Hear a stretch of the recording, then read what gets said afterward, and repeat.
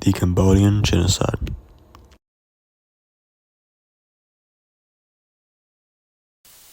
Rise to power. In 1968, during the Cambodian Civil War, the communist insurgents, the Khmer Rouge, would be created with Pol Pot as their leader. After years of fighting, bombing campaigns from the U.S. intervention, and support from various nations like Vietnam and China, the Khmer Rouge would emerge victorious. In the following 4 years, the new regime with Pol Pot at its head brought even more horror to the war-weary nation.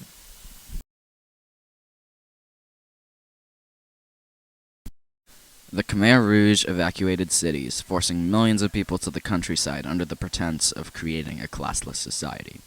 Pol Pot's regime focused on agriculture, taking private property for collectivized farms and working toward creating a self-sufficient nation.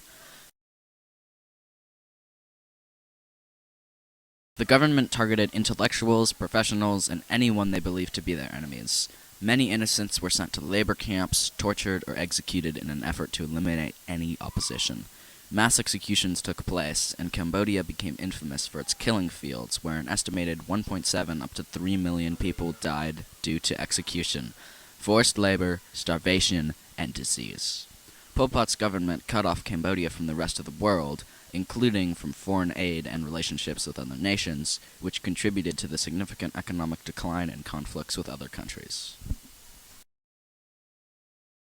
Tensions were rising with Vietnam, and in 1978, after attacks by the Khmer Rouge, Vietnam launched an invasion of Cambodia.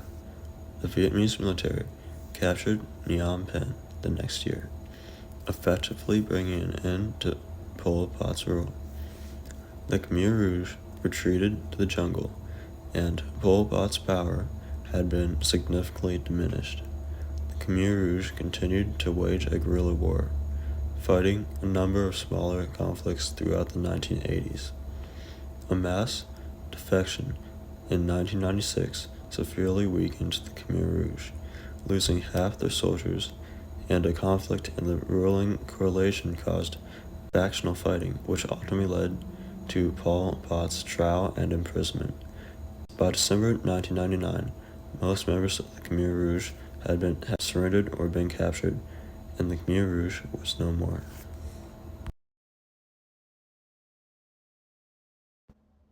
During the events, there were some who were against U.S. intervention in Indochina and downplayed and denied the Khmer Rouge human rights abuses. However, the victims and refugees that escaped made it impossible to deny the true scale of the horrors that occurred.